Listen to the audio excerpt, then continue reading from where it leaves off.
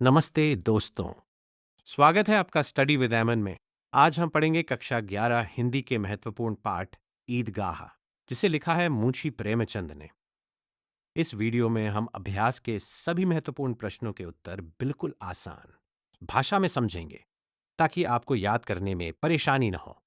तो वीडियो को पूरा देखिए, क्योंकि अंत में आपको कहानी का सबसे महत्वपूर्ण संदेश भी समझ में आएगा। कक्षा 11 हिंदी ईदगाह महत्वपूर्ण प्रश्न उत्तर प्रश्न 1। ईदगाह कहानी के उन प्रसंगों का उल्लेख कीजिए जिनसे ईद के अवसर पर ग्रामीण परिवेश का उल्लास प्रकट होता है। उत्तर: ईद के दिन पूरे गांव में खुशी और उत्साह का वातावरण था। सभी लोग ईदगाह जाने की तैयारी कर रहे थे। घरों में सेवियां और दूसरे पकवान बनाए जा रहे थे। ईदगाह में नमाज समाप्त होने के बाद सभी लोग मेले की ओर जाते हैं। कोई झूला झूलता है, कोई मिठाइयाँ खाता है और कोई खिलौने खरीदता है। बच्चे बहुत खुश होते हैं। जब सभी लोग वापस गांव लौटते हैं, तब गांव में फिर से चहल पहल और उत्सव का वातावरण बन जाता है। प्रश्न 2। उसके अंदर प्रकाश है, बाहर आशा। विपत्ति अपना सारा दल बल लेकर आए, हामिद की आनंद भरी चित्तन उसका विध्वंस कर देगी। आशय स्पष्ट कीजिए। उत्तर: इस कथन का अर्थ है कि हामिद के मन में आशा, विश्वास और खुशी भरी हुई है। उसकी दादी अमीना उसके लिए चिंतित रहती हैं और सोचती हैं कि हामिद को ईद पर कोई परेशानी न हो। लेकिन हामिद बहुत समझदार और सकारात्मक है। वह अपनी गरीबी और परेशानियों के बारे में ज्यादा नहीं सोचता। वह ईद की खुशी में प्रसन्न रहता है। प्रश्न 3। उन्हें क्या खबर कि चौधरी आज आंखें बदल लें तो यह सारी ईद मुहर्रम हो जाए। आशय स्पष्ट कीजिए। उत्तर: इस कथन का अर्थ है कि गांव के गरीब लोगों के लिए चौधरी का सहयोग बहुत महत्वपूर्ण था। यदि चौधरी साहू से रुपये उधार न लेते तो कई परिवारों के बच्चे ईद की खुशी नहीं मना पाते।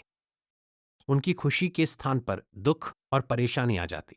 इसलिए लेखक कहना चाहता है कि गरीब बच्चों की ईद की खुशी कई बार दूसरों की सहायता पर निर्भर होती है। प्रश्न 4।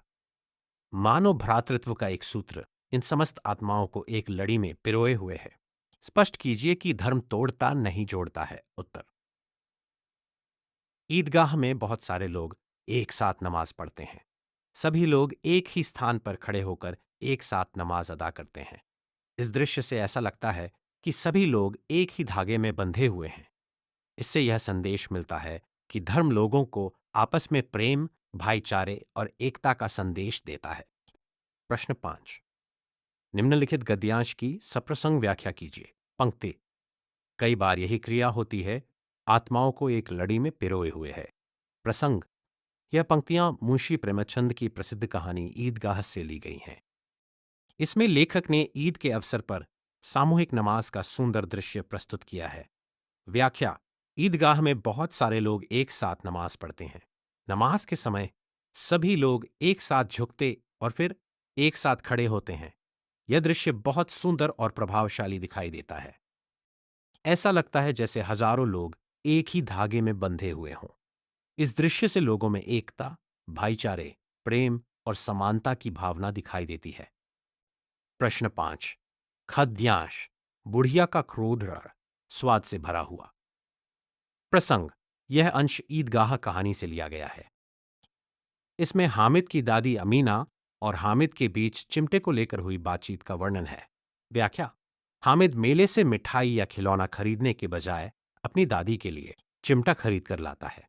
अमीना पहले चिमटा देखकर नाराज होती हैं, क्योंकि उन्हें लगता है कि हामिद ने अपने लिए कुछ नहीं खरीदा। लेकिन जब हामिद बताता है कि उसने चिमटा इसलिए खरीदा ताकि रोटी बनाते समय दादी की उंगलियां न जलें, तो अमीना का मन भर आता है। उन्हें हामिद के प्रेम, त्याग और समझदारी का एहसास होता है। प्रश्न 6। हामिद ने चिमटे की उपयोगिता सिद्ध करते हुए क्या क्या तर्क दिए।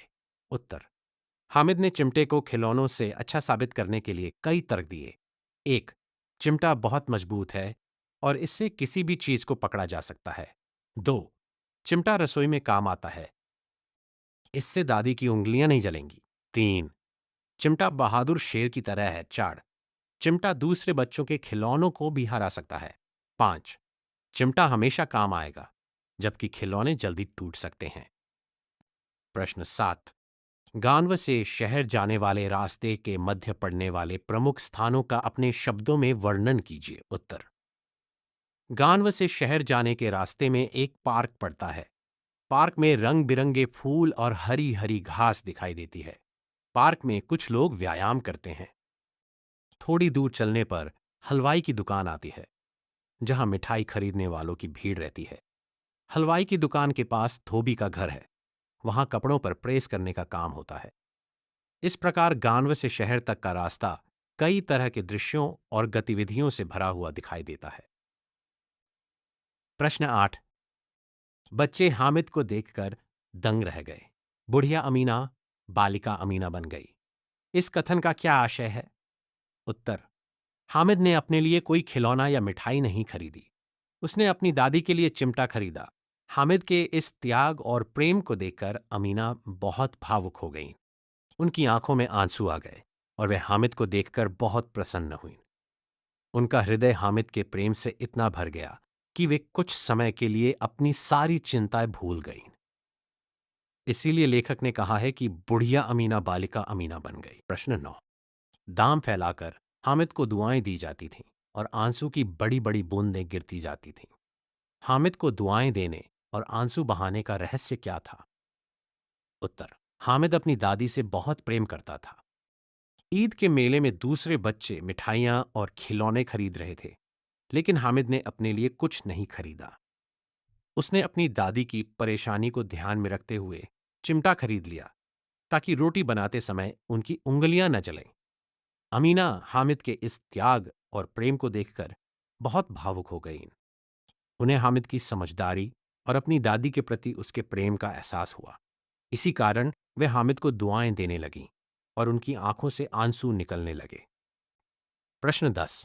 हामिद की जगह आप होते तो क्या करते? उत्तर। यदि मैं हामिद की जगह होता तो मैं भी अपनी दादी की जरूरत को समझने की कोशिश करता।